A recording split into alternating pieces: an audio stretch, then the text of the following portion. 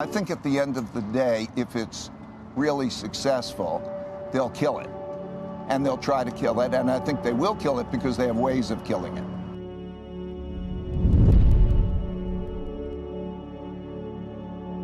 Like stocks that go up, it causes everything. We can deal with the mechanics of the stocks, gold, Bitcoin, real estate, everything to go up because it's really going down in dollars. And that's the part of the cycle we're in.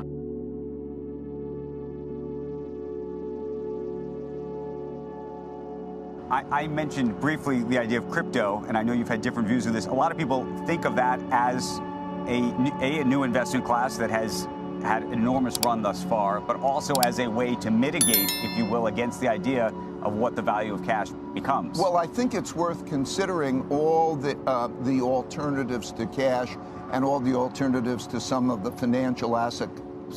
And so Bitcoin is a possibility, is that a merit? Right. I have a certain amount of money in Bitcoin. It's a small percentage of that which I have in gold, which is a relatively small percentage of what I have in my other asset classes and so on. And I think that has the merit. It's an amazing accomplishment to have brought it from where that programming occurred to where it is and the test of time. On the other hand, if it's successful, it's going to not be, the governments don't want to have it successful. You don't want to have an alternative currency. But we're starting to see governments like El Salvador. I know that's not exactly going to be the leading government on this, but there are governments that may take this on. But no. You have El Salvador taking it on, and you have India and China getting rid of it, and you have the United States talking about how to regulate it, and it can still be controlled. So that's right. what it looks and like. If you're El Salvador and you talk about your alternative monies, it's a different thing. Do you believe that regulation ultimately will make something like Bitcoin and other cryptocurrencies have a future, or do you think regulation will kill it? Well, I think regulation, I think at the end of the day, if it's really successful, they'll kill it, and they'll try to kill it, and I think they will kill it because they have ways of killing it. But that doesn't mean it doesn't have, a place, a value, and so on. But it's one of those things that has. It doesn't have intrinsic value. If you put cryptocurrencies, or let's say Bitcoin, in the historical perspective, right? There are so many things in a historical perspective that were given that didn't have intrinsic value and have perceived value, and then became hot, and then they become cold. And so it could be either way. You just have to know what it is, right? I mean, like, it could be tulips in Holland, and the intrinsic value. So what is the value? And then there are technological changes. I'm no expert on that. I'm just trying to say that you asked me what my opinion is. Take it for what it's worth. I'm no expert on it. I think diversification values. It matters. I suspect the real question that investors should be asking themselves is how much stuff like that do they have? How much stuff do they have? Do they have gold? Okay, should we be talking about how much you have in gold versus how much you have in Bitcoin? And do you have a diversification in those kinds of things that we might call intrinsic value money? Because we have a fiat monetary system, okay? With a fiat monetary system, where is your hard money? That's the question, and however you go after it, I think that's the question to be answered. I think Bitcoin's greatest risk is its success.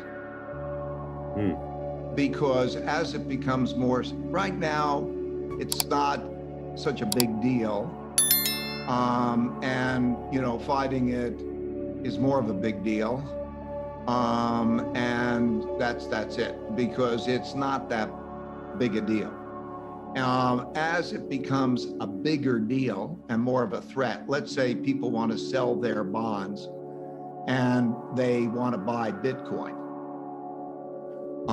and they want to do that in a bigger way, like buying gold or something in a bigger way, and then there's more transaction. They lose control over that, and that's an existential risk. So yes, that's connected. The more we create savings in it, the more you might say, I'd rather have Bitcoin than the bond. Personally, I'd rather have Bitcoin than a bond. And then more that happens, then it goes into Bitcoin and it doesn't go into credit, and then they lose control of it. So yeah, that's a risk. Bitcoin has proven itself over the last 10 years.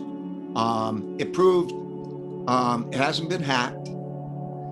It's by and large, therefore, worked on an operational basis. It has built a significant following. It is an alternative, in a sense, storehold of wealth. It's like a digital cash. And those are the pluses. Bubbles are financial assets that have imputed value. It's an asset that doesn't have intrinsic value. It has imputed value. It's whatever we think it is.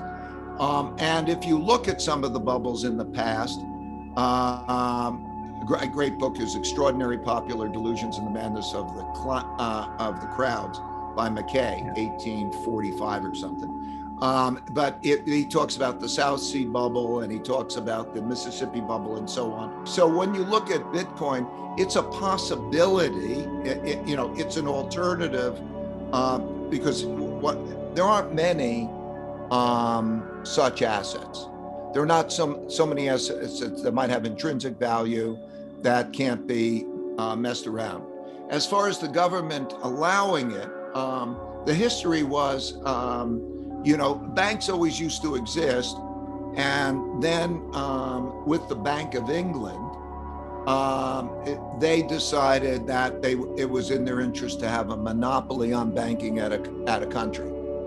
And so what we did is every country treasures its monopoly on controlling the supply and demand. They don't want other monies to be operating or competing because things can get out of control. So I think that it would be very likely that you will have it under a certain set of circumstances outlawed the way gold was outlawed. We know we're going to need a lot more money, a lot more debt, and this is all the cycle. You need the more money, you have to print that. You need more money, so taxes go up, and that produces the dynamic. Now I can keep going on about what happens in that dynamic. It may be capital controls. You start to go to things where that money wants to go someplace, and it goes to almost anything else. Particularly at all that time, I learned in 71, painfully learned in 71, that it causes like stocks to go up. It causes everything. We can deal with the mechanics of the stocks, gold, Bitcoin, real estate, everything to go up because it's really going down in dollars. And that's the part of the cycle we're in.